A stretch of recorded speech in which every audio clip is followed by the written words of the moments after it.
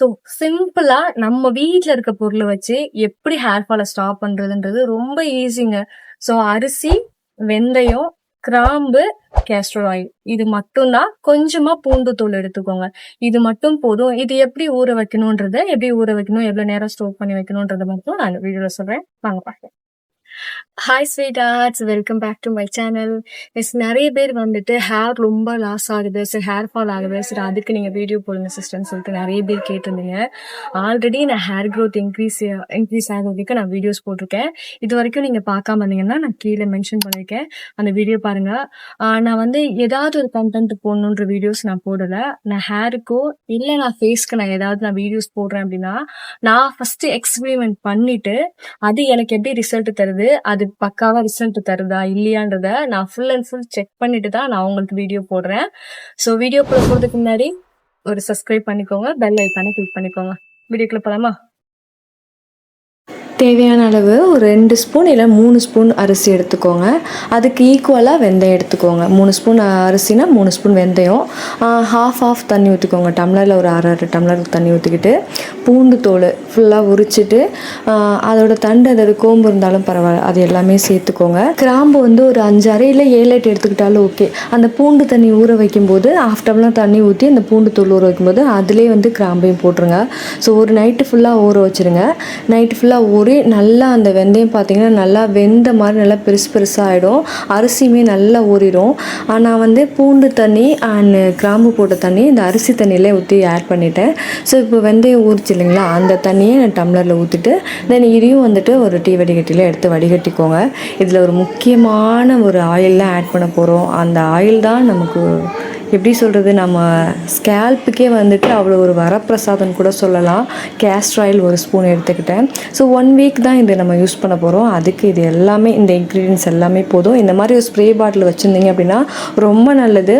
ஒரு 10 ருபீஸ் இல்லை 20 ருபீஸ் தான் இருக்கும். இந்த மாதிரி ஒரு ஸ்ப்ரே பாட்டில் வாங்கிட்டு அதில் இது எல்லாத்தையும் ஸ்டோர் பண்ணி வச்சுக்கோங்க.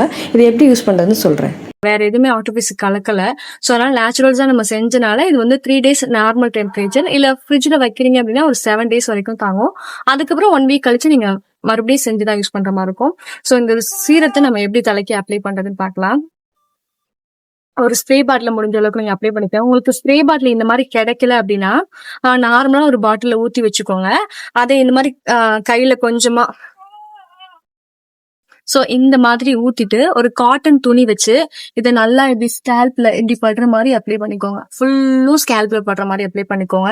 இல்லை உங்ககிட்ட இந்த மாதிரி ஸ்ப்ரே பாட்டில் இருக்கு அப்படின்னா லைக் 1 மினிட் இந்த மாதிரி ஃபுல்லும் வந்துட்டு அந்த ஸ்கேல்ப்ல படுற மாதிரி ஃபுல் அண்ட் ஃபுல்லுமே இப்படி வகுடு மாதிரி எடுத்துக்கோங்க. வகுடு மாதிரி எடுத்து இங்க பாருங்க, நான் ட்ரை பண்ணி பார்க்குறேன்.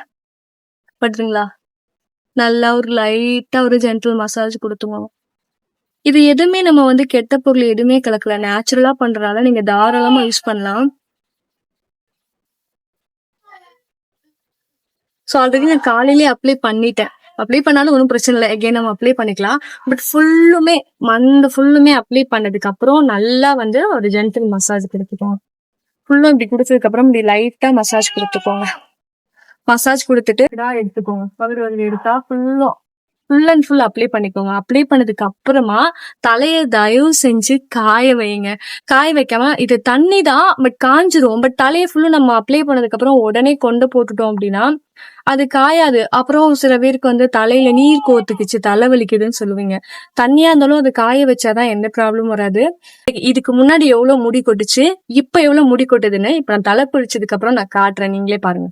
உண்மையாகவே சொல்கிறேன், நான் அந்த சீரம் யூஸ் பண்ணுறதுக்கு முன்னாடி அவ்வளோ முடி கொத்தாக கொட்டும். அப்படியே தலையை இப்படி தலை குளிச்சுட்டு வந்து கோதுனா அவ்வளோ முடி வரும். பட் இப்போ தலை குளிச்சுட்டு வந்து கோதுனேன் அப்படின்னா இந்த சீரம் யூஸ் பண்ணதுக்கப்புறம் ஒரு 2 முடி வரும். தலை சீவும் போது ஒரு 5-6 முடி வரும். அதுக்கு அதிகமாக நிஜமாக இல்லை. இதுக்கு முன்னாடி நான் ஜடை பின்னி போட மாட்டேன், ஃப்ரீ ஹேர்லேயே விட்டுட்டு இருந்தேன். முடி கொட்டுறது ஒரேடியாக கொட்டுட்டுன்னு சொல்லிட்டு இருந்தேன். பட் முடி கொட்டுறது ஸ்டாப் ஆனதுக்கப்புறம் தான் இப்போ நான் தலையெல்லாம் சீவி பூ வச்சுட்டு ஆசைப்பட்டேன். ஸோ அந்த பின்னி போட்டாலே கொஞ்சம் அடர்த்தியாக இருந்தால் தான் நமக்கே ஒரு கான்ஃபிடென்ட் இருக்கு, ஒரு சந்தோஷம் இருக்கும். 90% வந்து ஹேர் ஃபால் ஸ்டாப் ஆயிடுச்சு. ஆக்சுவலி நான் ஃபீல் பண்றதால அவ்வளோ ஹேர் லாஸ் ஆச்சு. தம்பி பிறந்ததுல இருந்து நிறைய அடர்த்தியா இருந்தது பாருங்க. ஸோ ஃபுல்லுமே முடி நல்லா அடர்த்தியா இருந்தது. பட் இப்போ வந்து அடர்த்தி கம்மியா ஆயிடுச்சு. ஆனா இப்போ அந்த ஸ்ப்ரே யூஸ் பண்ணதுக்கு அப்புறமா நிஜமாவே படிப்படியா தான் குறைஞ்சது. 1.5 மந்த் எனக்கு டைம் எடுத்துச்சுங்க. அதுக்கப்புறம் தான் எனக்கு வந்து ரிசல்ட் கிடைச்சது. ஸோ நீங்க ட்ரை பண்ணி பாருங்க.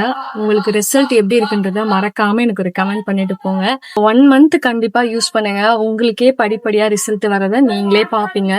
லைக் இது யூஸ் பண்ணிட்டு உங்களோட ஹேர் ஃபால் எப்படி ஸ்டாப் ஆயிருக்குன்னு சொல்லிட்டு மறக்காம தேடி பிடிச்சி ஸ்வேதா சென்னைன்ற சேனலுக்கு மறக்காம கமெண்ட் பண்ணிட்டு போங்க.